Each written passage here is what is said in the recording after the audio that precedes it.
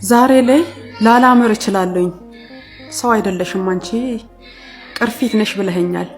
ላላምር እችላለሁኝ ግን በ14 ካንተ ከተገናኘኝ በ15 ዓመቴ መጀመሪያ ልጄ ነው ልጃለሁኝ። በአጠቃላይ 6 ልጆችን አምጬ ወልጃለሁኝ። አንዱን እግዚአብሔር ወዶ ወስዶታል። 5 ልጆች አሉኝ። እንደገና ደግሞ ኑሮ ያጎሳቆለኝ ሰው ነኝ። ደልቶኝ አንተ ቤት አልኖርኩም ጠንቅቀህ ታውቃለህ። ተመችቶኝ አንተ ቤት አልኖርኩም ጠንቅቀህ ታውቃለህ። ህዝቡ ሁሉ ያውቃል። ግን እኔን በምጥ 5 ልጆች 6 ልጆች ወልጄ ዛሬ በየሰው ቤት እየዞረች ከምትበላ ሴት ራሷን በትዳር ያላሸችው ወልዳ ብዙ ያልተጎዳች ሴት ጋር አወዳደርከኝ። ምንም ማለት አይደለም። እግዚአብሔር ለሀገሬ በሰላም ያብቃኝ። ታሪኩ ይቀጥላል። ታሪኩ እንደቀጠለ ነው፣ ይቀጥላል። እሺ ቤተሰብ ኮፒሊንግ አድርጉልኝ። እህቴ አንድ ነገር ልንገርሽ። በምጥ 6 ልጆች ወስጃለሁኝ። አንዱ ወደ እግዚአብሔር ሄዷል። በኔ ላይ አንቺን አይደለም ቺት ያደረገው፣ ካንቺ በፊት 3 4 5 6 አለ። ያለኔ ያንቺ ለኔ አዲስ አይደለም። ግን ከኔ ላይ እንደሄደ ሁላ ዛሬ ነገ አንቺንም ትቶሽ ይሄዳል። አንቺንም ለቆ ይሄዳል። ግን ደግሞ የኔና የሱ ህይወት እንደዚህ አልነበረም። እዚህ ደረጃ ላይ አልነበርንም። የአዳሚት ሁሉ ህዝብ በጠቅላላ ይፋረድ፣ ያቀዋል። በትልቅ ሚዲያ ሙሉ ታሪኬን እስከ ዘርዝሬ እስከ ነግራችሁ ድረስ ሼር ኮፕሊንግ አድርጉልኝ። አንድ በአንድ በዚህም አስተላልፍላችኋለሁ የቻልኩትን ያህል እና ደግሞ የማታውቁን ሰዎች አላችሁ ብያለሁ። ሼር ኮፕሊንግ አድርጉልኝ። እሺ ሀባይብ ሰላሙ አለይኩም ወራህመቱላሂ ወበረካቱ። እንዴት ናችሁ? ሁሉ ሰላም፣ ሁሉ መልካም። ያው ጉፋኑ አለቀቀኝም፣ ለድምጽ ይቅርሳ። እና እንግዲህ እቺ እህታችን በጣም ታለቅሳለች። ለምን አባቱ ብለሽ ታለቅሻለሽ? እንኳን አንቺ ቆንጆ እንደዚህ አግኝቶሽ ነው ታድሎ ነበር። ከእጅ ማን ነው አንዴ ታመለጠ። ይሄ ድል ምንም አይገኝ ሊያገኝሽም አይችልም። እኔ በጣም ይገርመኛል ወላሂ በጣም እኔ በእጅ ያዙት ወርቅ እንደ መዳብ ይቆጠራል ነው የሚባለው።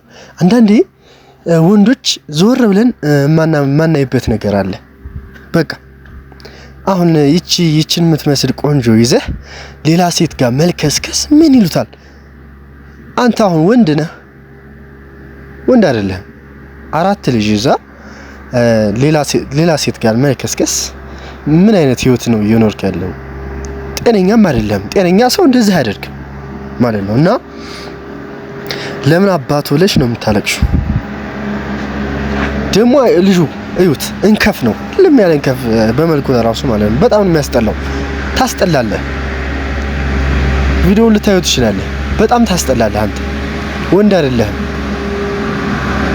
እኔም ወንድ ነኝ፣ ግን ወንዶች እንደዚህ ልናገር አልችልም ነበር። ግን አንተ ደግሞ ወንድ አሰዳቢ ነህ። እኔ ንገር በጣም ውሻ ነህ። እና እህታችን አይዞሽ፣ አይዟችሁ ሁላችሁም።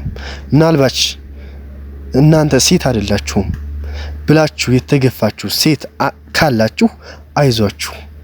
እኔ ንገራችሁ፣ ሴት ልጅ ማንም ይፈልጋታል። ማንም እንደውም ተፈላጊ የሌለን እኛ ወንዶች ነን።